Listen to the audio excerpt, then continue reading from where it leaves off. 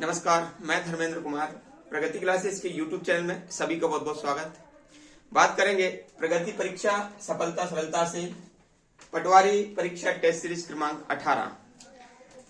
Chemistry से इसमें question लिए गए हैं जो कि एग्जाम की दृष्टि से महत्वपूर्ण है। देखेंगे सभी प्रश्न की व्याख्यात्मक तरीके से। पहला प्रश्न है, प्लास्टिक बाल्टी या प्लास्टिक की बोतल किसकी बनी होती है? तो मैं आपको बता दूं कि जो प्लास्टिक की बाल्टी होती है और बोतल वो पीवीसी की बनी होती है। पीवीसी इसका मतलब होता है पॉलीविनाइल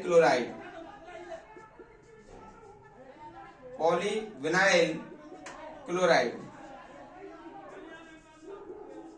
ठीक है। तो और जो इलेक्ट्रिक तार भी बना होता ना, वह भी पीवीसी का ऊपर से मान लीजिए उस पर परत चढ़ी होती है जो प्लास्टिक की होती है। तो जो तार है बिजली का तो वह भी जो है ना पीवीसी का बना होता है। याद रख लेना, पीवीसी यानी कि पॉलीविनाइल क्लोराइड।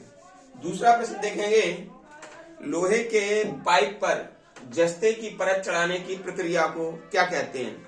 तो ये लोहे के ऊपर जब जस्ते की परत चढ़ाई जाती है उसको कहते हैं जस्तीकरण या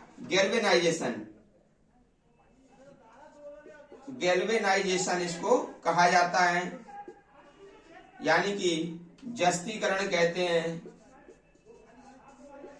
इसमें जस्ता यानी कि जिंक की परत चढ़ी होती है। ठीक है ना। Zn इसका संकेत होता है, इसका परमाणु क्रमांक 30 होता है। ठीक है ना। तो कहने का मतलब है कि जो जिंक है, जिंक क्या है? जैसे लोहा है, तो लोहा जब वायुमंडल से नमी से या पानी से क्रिया करती है तो जो जिंक है वो उसको सबसे पहले जिंक से क्रिया होगी तो जो लोहा है वह सुरक्षित बच जाएगा। इसलिए लोहे पर जंग लगने से बचाने के लिए गैल्वेनाइजेशन की प्रक्रिया अपनाई जाती है। उसमें लोहे के ऊपर जिंक की या जस्ते की परत चढ़ा दी जाती है। ठीक है। अगला प्रश्न है, लोहे के पाइप पर जस्ते की परत चढ़ाना। ये तो हो गया आपका। तीसरा प्रश्न है, भारी जल का आविष्कार का आणविक सूत्र क्या है? ठीक है। देखो, भारी जल जो है, भारी जल तो ये जो है ना हाइड्रोजन के 3 समस्थानिक होते हैं। एक होता है प्रोटियम, तो जो प्रोटियम होता है, तो प्रोटियम का तो ये सूत्र होता है संकेत 1H1। ठीक है ना। पहला समस्थानिक होता है। ये दूसरा समस्थानिक होता है ड्यूटेरियम। तो इसका जो समस्थानिक होता है वह होता है 1H2 और जो तीसरा समस्थानिक होता है ट्रिटियम तो इसका होता है 1H3। ठीक है। तो ये हाइड्रोजन के समस्थानिक हैं,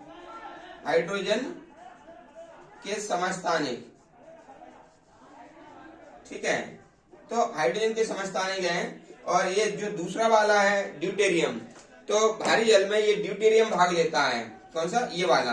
तो इसका जो सूत्र होता है वह D2O होता है। ये याद रख लेना आप। भारी जल का जो सूत्र है ड्यूटेरियम होता है और इसमें हाइड्रोजन का दूसरा समस्थानिक यानी कि ड्यूटेरियम समस्थानिक भाग लेता है।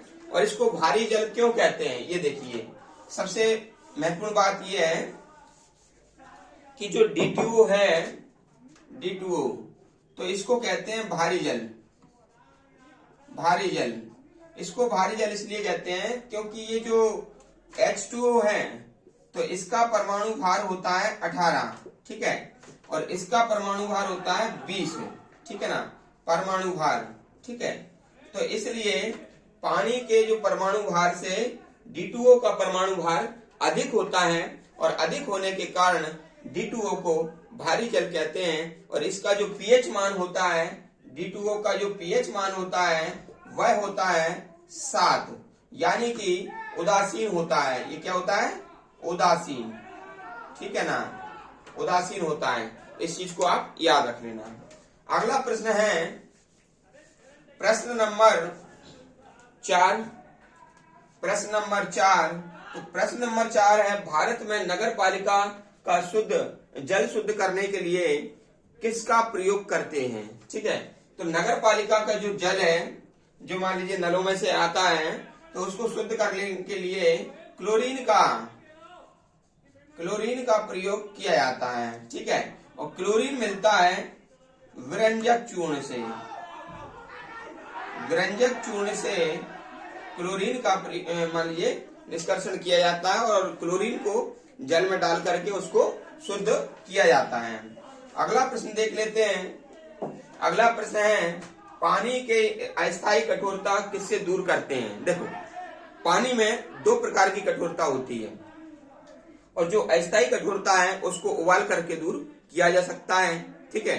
तो हमेशा ध्यान रखना, जैसे ये पानी है, ठीक है ना, तो पानी में जो कैल्शियम है, पानी में जो कैल्शियम है और मैग्नीशियम है, ठीक है ना, तो पानी में कैल्शियम मैग्नीशियम के बाइकार्बोनेट,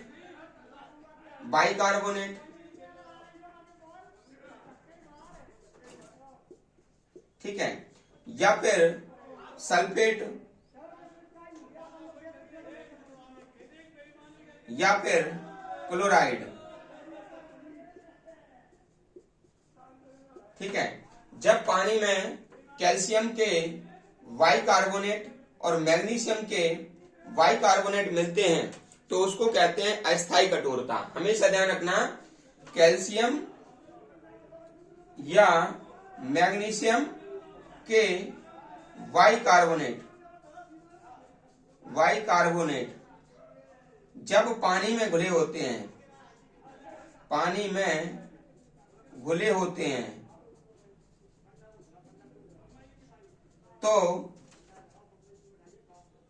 अस्थायी कठोरता आती है, अस्थायी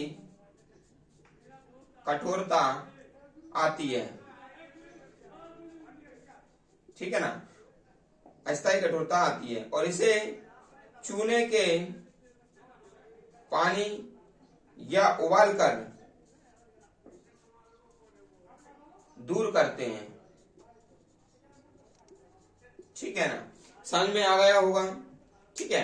तो जब पानी में कैल्शियम और मैग्नीशियम के बाइकार्बोनेट मिले होते हैं तो वो तो पानी कैसा हो जाएगा, अस्थायी कठोर हो जाएगा, उसको उबालकर या चूने के पानी को मिलाकर के उसको दूर कर सकते हैं। लेकिन यदि कैल्शियम मैग्नीशियम के सल्फेट या क्लोराइड पानी में मिले हों तब उसको कहते हैं स्थायी कठोरता, ठीक है। दोनों चीजें आप समझ गए होंगे, ठीक है। इसको थोड़ा सा और मैं समझाता हूं, देखिएगा, देखिए ये पानी है और इस पानी में यदि कैल्शियम और मैग्नीशियम, ठीक है ना, पानी में कैल्शियम या मैग्नीशियम के जो बाइकार्बोनेट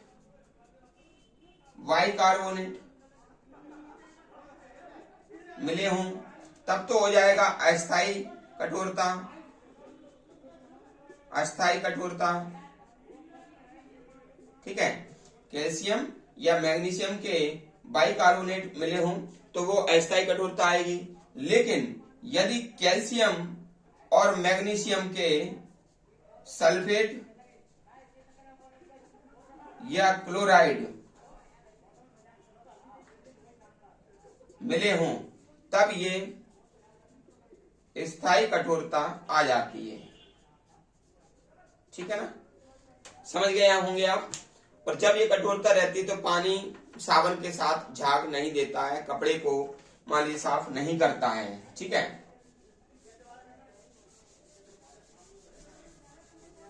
अगला प्रश्न है हमारा, जल की संशुद्धि किस रसायन से की जाती है। देखो क्या होता है, पोटेशियम परमैंगनेट का ये सूत्र होता है, पोटेशियम परमैंगनेट। तो पोटेशियम परमैंगनेट के द्वारा जल को शुद्ध किया जाता है क्योंकि ये कीटनाशक होता है। कैसा होता है, कीटनाशक ये होता है। तो भाई जब इसको कुएं में डाल देंगे तो वो जल क्या हो जाएगा, कीटनाशक मुक्त हो जाएगा, यानी कि जल शुद्ध हो जाएगा। तो ये पोटेशियम परमैंगनेट याद रख लेना, ठीक है। अगला प्रश्न है जुड़वा खनिज किसे कहते हैं। देखो जुड़वा जो खनिज है वो कहते हैं जीएस को।